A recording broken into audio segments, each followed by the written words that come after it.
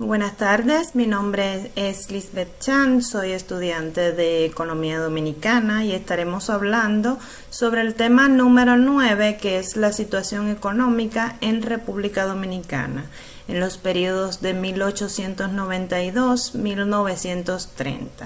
Vamos a tratar como primer tema el pago de la deuda externa de República Dominicana. Partimos desde el significado de deuda externa. Es el vínculo que existe entre una persona, denominada deudor, que se compromete a pagar otra, nombrada acreedora, una suma determinada de dinero o ciertos bienes y servicios específicos. Las deudas se originan normalmente cuando los acreedores otorgan préstamos a los deudores, que estos entonces se comprometen a devolver en cierto plazo o bajo determinadas condiciones.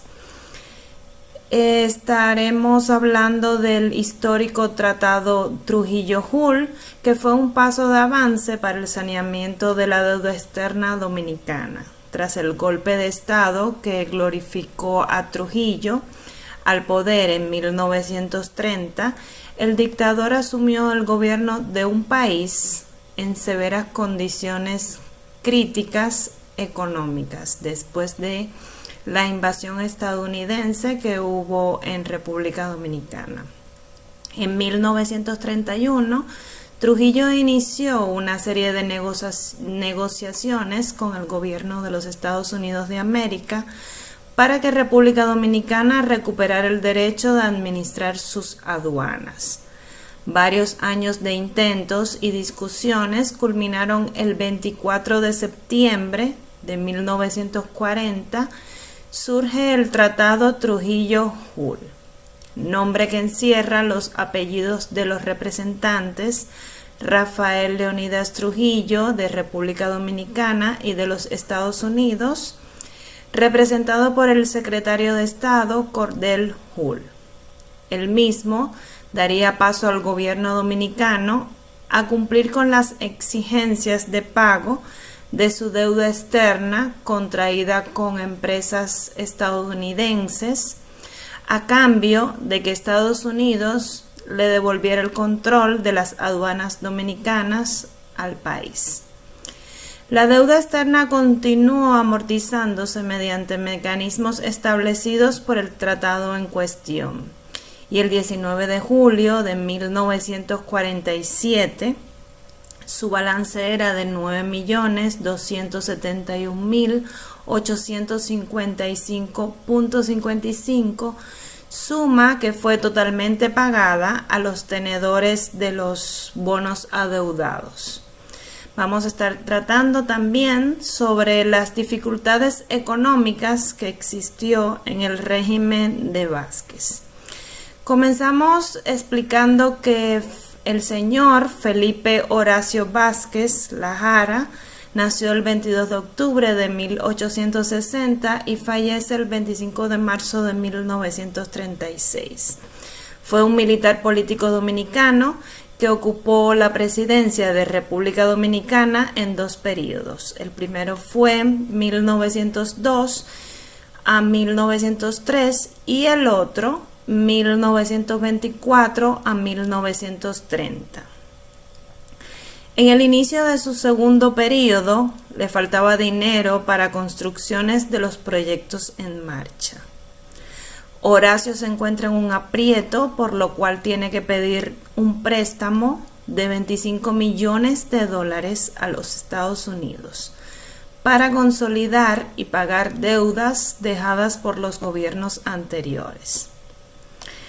Las principales características de los gobiernos de Horacio Vázquez fue que fomentó las actividades agrícolas y la industria. Fue respetuoso con las libertades públicas. Se aprobó una convención que apoyó un préstamo de 10 millones de pesos. Y en su último periodo de gobierno existió un gran desorden administrativo y se caracterizó por el enriquecimiento ilícito de algunos de sus funcionarios.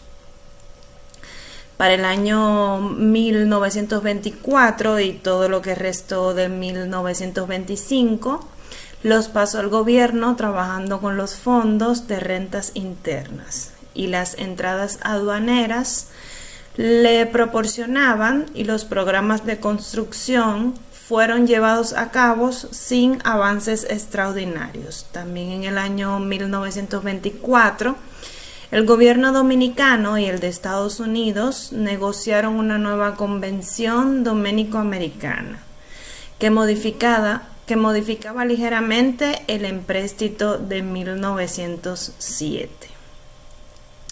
Para finales de 1926, el Congreso de la República había aprobado la concertación de un nuevo empréstito e inmediatamente se emitieron los primeros 5 millones de dólares en bonos que sirvieron para financiar un importante programa de obras públicas que hizo circular dinero en abundancia, trayendo prosperidad económica para el año 1927.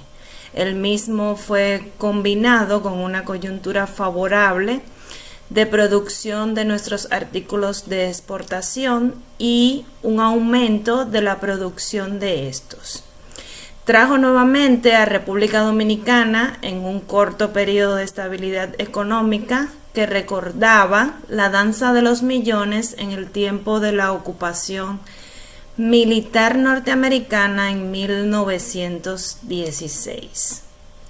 Estaremos hablando también sobre la política agrícola en el periodo de Vázquez. Se inició una gran ampliación de tierras inexploradas para aumentar la producción agrícola. En esa época los dominicanos importaban ya arroz, maíz, frijoles, cebollas, ajos, papas, carnes y hasta maderas que ya abundaban en el país. El presidente Horacio Vázquez, en el año 1924, funda la Escuela Agrícola de Moca, la Escuela Agrícola Salesiana. Comenzó su labor educativa en el 1924 bajo la dirección del doctor en agronomía Rafael Ciferri, de nacionalidad italiana. La Escuela de Agricultura comenzó primero en Jaina y luego pasó a la comunidad del Caimito Moca. Bajo esa administración se graduaron eminentes profesionales que impulsaron el desarrollo agropecuario del país. Por ejemplo, Genaro Brito, Pepino González, Juan Pablo Duarte y otros más que hicieron grandes aportes al desarrollo del sector. La corrupción del régimen de 1924 a 1930. Tenemos que decir que durante los 5 años y medio que duró el gobierno de Horacio Vázquez, el país vivió un ambiente democrático, respetuoso de las libertades públicas, y la oposición disfrutó de garantías plenas. Sin embargo, la administración no fue pulcra en el manejo de los fondos del Estado. Los mismos giraron en torno a la corrupción, el derroche, el caos y la desorganización. El presupuesto nacional se convirtió en una cantera para la creación y mantenimiento de cargos innecesarios. Los beneficiarios de estos puestos eran los amigos y seguidores del presidente. Los colaboradores del presidente, senadores y diputados, daban aprobación de proyectos millonarios para obras que nunca se ejecutaban. Pero esos legisladores recibían un beneficio por su identificación con sus proyectos, cuyas metas y alcances desconocían. Su único interés se centraba en la ganancia propia. La característica del gobierno de Horacio Vázquez fue la corrupción, el derroche y el despilfarro. Los negocios deshonestos, las concesiones de trabajos innecesarios a cambio de comisiones lucrativas, la falta de escrúpulos y el olvido de los intereses públicos en provecho de la fortuna personal se transformaron en normas administrativas que el presidente conocía pero no controlaba. En diciembre de 1924 se suscribió la Convención Dominico-Americana para sustituir el tratado que se había firmado en 1907. Y en tal virtud, el gobierno quedó en la libertad de contraer un nuevo préstamo por $10 millones, empréstito que creó un clima de bienestar artificial que los seguidores de Horacio atribuyeron a la obra de gobierno genial de este hombre providencial. La enfermedad del gobernante incentivó la lucha por el poder entre José Dolores Alfonseca, que había sustituido al vice Velázquez, y el jefe del ejército, el general Rafael Leónidas Trujillo. Cuando Horacio regresó, quiso contrarrestar el desajuste político, pero sus deseos reeleccionistas generaron un movimiento llamado cívico, que encabezó el licenciado Rafael Estrella Ureña, con el apoyo del ejército. Así surgió el levantamiento armado en Santiago, que dio al traste con el gobierno de Horacio Vázquez y que renunció a principios de mayo de 1930. Estaremos viendo lo que se trata de la misión de Daes en República Dominicana. Podemos comentar que el Daes constituye un nexo fundamental entre las políticas mundiales económicas, sociales y medioambientales y las acciones que se emprenden a nivel nacional. En marzo de 1929, por invitación del gobierno, vino al país una misión de expertos y técnicos económicos norteamericanos, presidida por el ex vicepresidente de ese país, Charles Dawes. Esta misión permaneció 23 días en el país y antes de partir dejó al presidente Vázquez un informe donde se evidenció que las finanzas públicas estaban en muy mala situación y recomendó que el Estado vendiera alguna de sus empresas en déficit y la disminución del personal en las oficinas públicas. Se dictaron importantes leyes como la Ley de Hacienda, la Ley de la Contabilidad y la Ley de Servicio Civil. También se crearon, por recomendación de esta misión, las oficinas del Contralor y Auditor General, la Oficina de Presupuesto y la Dirección de Estadística. La nueva estructura fiscal modernizó las finanzas nacionales. Estaremos hablando de la crisis económica de 1929 y sus efectos en la economía de República Dominicana. Comenzamos explicando que la crisis de 1929 surge el 24 de octubre de ese mismo año, el Jueves Negro.